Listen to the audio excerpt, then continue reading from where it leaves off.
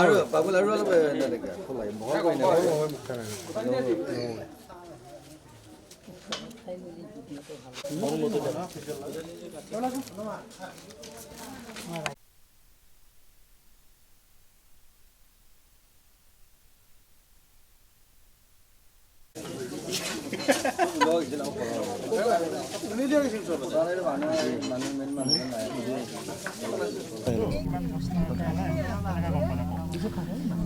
আজি আমি ২ নম্বৰ চাঙাপাৰা গাঁৱৰ সমূহ অনুষ্ঠানে আমি নৱডেকাই এই চুলাই মদৰ বিক্ৰী কৰে।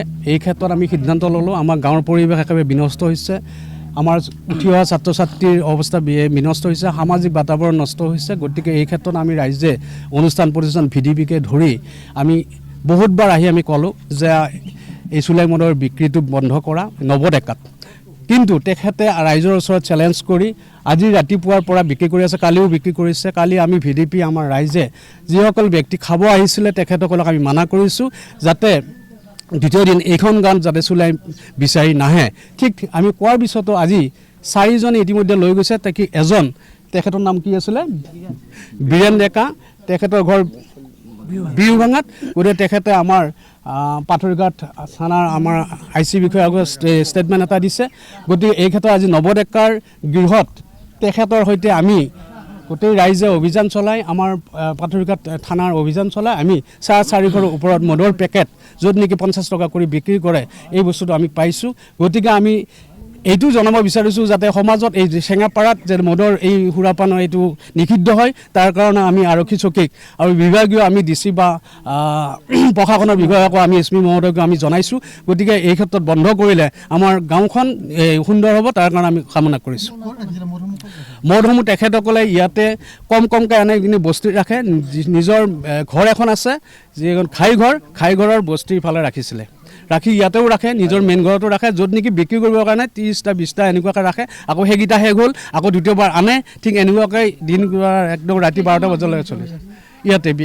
ইয়াতে বিক্ৰী তেখেতৰ নৱডেকাৰ মনেশ্বৰ ডেকা পিতা তেখেতে বিক্ৰী কৰে। তেখেতৰ ঘৈণীয়েকৰ নামটো কি আছিলে, মনালিছা। তেখেতৰ 3গৰাকীয়ে বিক্ৰী কৰে। আৰু তাৰ ক্ষেত্ৰত এজনে আমাৰ য'ত ঘৰখনত পাইছে যে অষ্টমী ডেকাক, তেখেতসকলে আমাৰ ইতিমধ্যে থানালৈ লৈ গৈছে। গতিকে এই ক্ষেত্ৰত আইনে কি কৰে তেখেতৰ আমি এতিয়ালৈ জনা নাই। কি কয় পাইছে? গতিকে নৱডেকাই বিক্ৰী কৰে যিজন পলাইছে, তেখেতে নৱডেকাৰ হাতৰ পৰা যিজন আছিল তেখেতৰ নাম কি আছিল,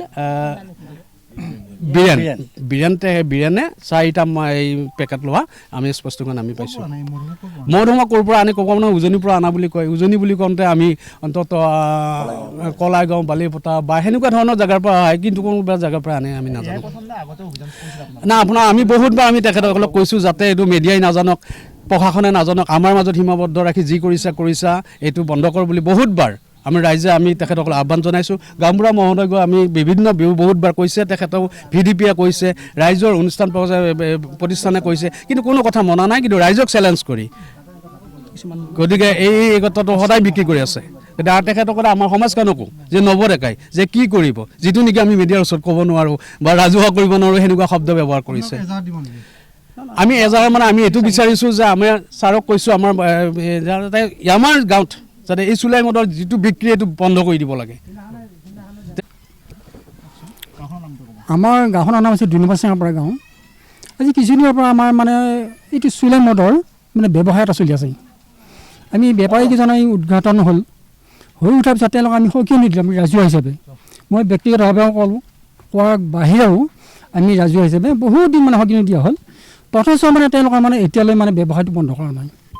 ইটো মানে আজি প্ৰায় এসপ্তাহ আগত আমাৰ সমূহ ৰাইজে আহি মানে ব্যৱসায়ী ঘৰত মানে আমি আহি বন্ধ কৰি দিয়াৰ এটা পৰামৰ্শ দিলোঁ। আমি গম পালোঁ যে তথাপি মানে চলি আছে। আমি যোৱাকালি মানে পৰহিৰ পৰা আমি এটা সিদ্ধান্ত ল'লোঁ যে কোন মানুহ ইয়াতে মানে মদ নিবৰ কাৰণে আহে, সেইটো আমি অভিযান চলাম। আমি তাৰপিছত দেখা যাওক। আমি কালি 3টা ছাইডত 3টা গ্ৰুপ আমি থাকিলোঁ। যিখিনি মানুহ আমি পালোঁ মদ নিবৰ কাৰণে অহা, আটাইখিনি আমি কোৱা মেলা কৰি অনুৰোধ কৰি তেওঁলোকক মানে পঠাই দিলোঁ। তেওঁলোকে মানি থৈ গৈছে যে আপোনালোকে বৰ ভাল কাম কৰিছে। কিন্তু এইটো আমি কিন্তু আমাৰ গাঁৱত নাই, কিন্তু আপোনালোকৰ গাঁৱত পাওঁ কাৰণে আমি ইয়াতে আহোঁ। ঠিক আছে, আপোনালোকক অনুৰোধ কৰিছোঁ আজিৰ পৰা আপুনি ইয়াতে নাহিব। এতিয়া কথা হ'ল আমি কালি সিদ্ধান্ত লৈছিলোঁ যে আজি ৰাতিপুৱাৰ পৰা আমি আকৌ পুনৰ তেওঁলোকৰ পদ্ধতিত আমি অভিযান চলাম। সেই অনুপাতে আমি ৰাতিপুৱাৰ পৰা ইয়াত অভিযান চলোৱা হৈছে। গাঁৱৰ ৰাইজে আমি গাঁৱৰ ৰাইজে মই গাঁওবুঢ়া নিজে, মোৰ নাম শ্ৰী গগন চন্দ্ৰ কুমাৰ। আচ্ছা, আজি ৰাতিপুৱা আমি ইয়াতে উদ্ঘাটন হ'ল। মই সেই সময়ত আহি পোৱা নাছিলোঁ, যে মোক ফোন কৰি দিয়ে যে এই আপোনাৰ গ্ৰাহক এজন পাইছোঁ আমি ইয়াতে। ঠিক আছে, মই গৈ আছোঁ। মই ততাতে মানে আহিলোঁ, আহি তেওঁক পালোঁ, তেওঁক ৰাখিলোঁ। আমি লগে লগে আমি প্ৰশাসনৰ আশ্ৰয় ল'লোঁ। প্ৰশাসনৰ মানুহ আহি গ'ল আৰু আমি ইয়াতে তালাচী অভিযানটো আমি চলালোঁ। চলাই পেলাই আমি দেখিলোঁ যে সন্মুখতে আছে কেইটামান পেকেট, এটা প্ৰায় 40-50টামান পেকেটৰ এটা বস্তা এটা পালোঁ। তাৰপিছত আমি তেওঁলোকৰ যিখন মেইন ঘৰ চৌহদত, আচ্ছা তাৰ আগত মানে ঘটনাটো হ'ল নৱডেকাৰ ঘৈণীয়েক আমি পালোঁ। ঘৈণীয়েক মই বুজাইছোঁ যে তুমি এইখন সমাজত থাকিবা নে নাথাকিবা। নৱডেকাই মানে সি বেকাৰ চলি আনে, কিন্তু মানে এইটো ব্যৱসায় কৰি আছে। এতিয়া বিবাহিত। তেখেতৰ পৰিবাৰ ক'লোঁ যে আপুনি এইখন সমাজত থাকিব নে নাথাকে। বোলে এইখন সমাজত মোক লাগিব। যদি তোমাক এইখন সমাজ যদি লাগে, তুমি সমাজখনত মিলি থকা আৰু এইবিলাক কাম বাদ দিয়া, যিটো কাম নেকি ৰাইজে ভাল নাপায়। তেতিয়া কৈছে দাদা মই আৰু 250 পেকেট আছে, এইকেইটা পেকেট আপোনালোকৰ আখ্যাত আনি মই ভাঙি দিম, আজিৰ পৰা ব্যৱসায় নকৰোঁ। ঠিক আছে, তুমি আনা এইকেইটা। এই বুলি পেলাই এতিয়া মানে আনিবৰ কাৰণে গুচি গ'ল। গৈ মানে নৱডেকাৰ ঘৈণীয়েকো পলালোঁ। ইতিমধ্যে প্ৰশাসনৰ মানুহ আহি গ'ল। তাৰপিছত আমি তালাচী অভিযান চলালোঁ। চলাই আমি প্ৰথম পালোঁ 3টা, তাৰপিছত আৰু 2টা পালোঁ, 5টা হ'ল। তাৰপিছত 5 বস্তা। তাৰপিছত আহিলোঁ আমি, প্ৰথম পালোঁ 5 বস্তা। তাৰপিছত আমাৰ মানে সন্দেহ হ'ল যে এক ঠাইত মানে অকণমান চেন পাওঁ মই ক'ৰবাত। আমি কেইজন ব্যক্তি গ'লোঁ, যাই পেলাই দেখিলোঁ যে আকৌ মানে কেইবা ঠাইতো পাই আৰু 3টা পালোঁ আৰু টোটেল 8 বস্তা। মানে আমি এটা বস্তা হিচাপ কৰি চোৱাল, এটা বস্তা মানে 50টা কৰি আছে পেকেট, তাৰ প্ৰায় আধা লিটাৰৰ পেকেট।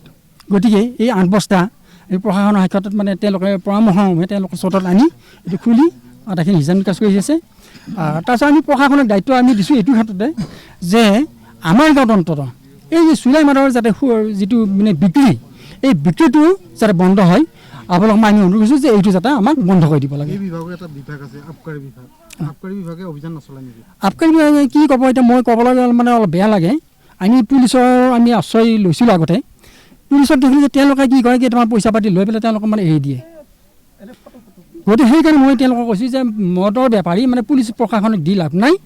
গতিকে আমি গাঁৱৰ যদি মানুহে যদি আমি শাসন কৰিব নোৱাৰোঁ, তো কোনো পুলিচে শাসন কৰিব নোৱাৰে বুলি মই তাৰমানে ল'লোঁ।